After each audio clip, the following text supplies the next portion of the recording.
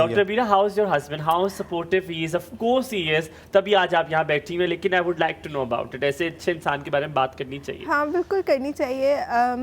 I think اگر آپ کے ہسبینڈ کی, اور صرف ہسبینڈ کی نہیں, ان کی فیملی کی بھی, آپ کے ان لاز کی بھی سپورٹ نہ ہونا, تو you can not live a happy married life. جو سچ بات ہے, ٹھیک ہے. بہت شوہر ساری پہ آپ اتنی خوش ہوئی ہیں, مجھے لگتا ہے آپ کے شوہر بہت اچھے ہیں. ہاں شکر ہے اللہ کا, بہت اچھے ہیں. ان کا ایک بیٹا بھی ہے چھوٹا. ماشاءاللہ. How old is he?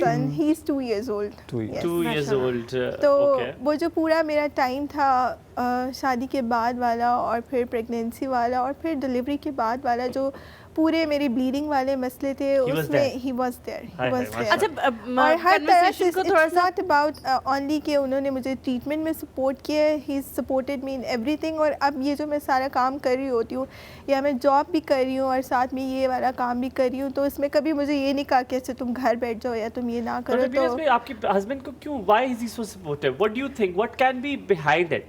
I just want to know that. I think he loves me. Oh, look at that. میں سمجھا کہ ایسی تربیت جوڑی چنگی ہوتی ہے. محبت ہو گئی, محبت ایسی ہوتا ہے.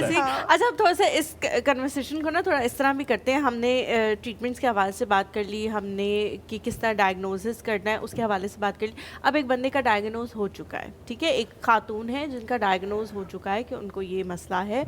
اب انہوں نے اپنی کیئر کیسے کر رہی ہیں, کیونکہ جو ان کا سائیکل ہے وہ بھی ہر مہینے آنا ہے, اور اس میں بھی ان کی بلیڈنگ ہونی ہے, اور پھر اس کے بعد آگے جا کے جس طرح یہ ڈلیوری کے مسئلے مسائل ہوتے ہیں اس میں بھی کہا جاتا ہے کہ جی کم از کم 3 بوتلیں جو ہیں وہ خون کی, ایک نارمل ڈلیوری میں آپ کا خون جو ہے وہ نکلتا ہے, اور جب آپ کا سی سیکشن ہوتا ہے تو کم از کم 9 بوٹلز آف بلڈ لاس ہوتا ہے ایک فیمیل کا, جو کہ بہت زیادہ ہے.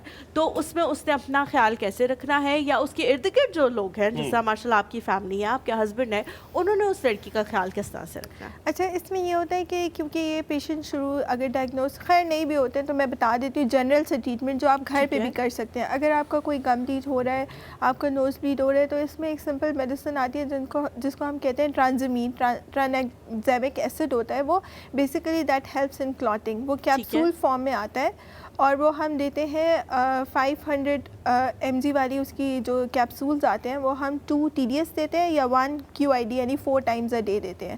اس کی 2 to 3 گرام پر ڈے کی ڈوز ہوتی ہے, ٹھیک ہے. اگر تو مائنر سمٹمز ہوتے ہیں تو وہ اس سے کنٹرول ہو جاتے ہیں. اور اس کے علاوہ اگر گم بلیڈ ہو رہا ہے تو ہم ان کو بتا دیتے ہیں کہ آپ نے اپنی اورل ہیلتھ کو کیسے مینٹین کرنا ہے.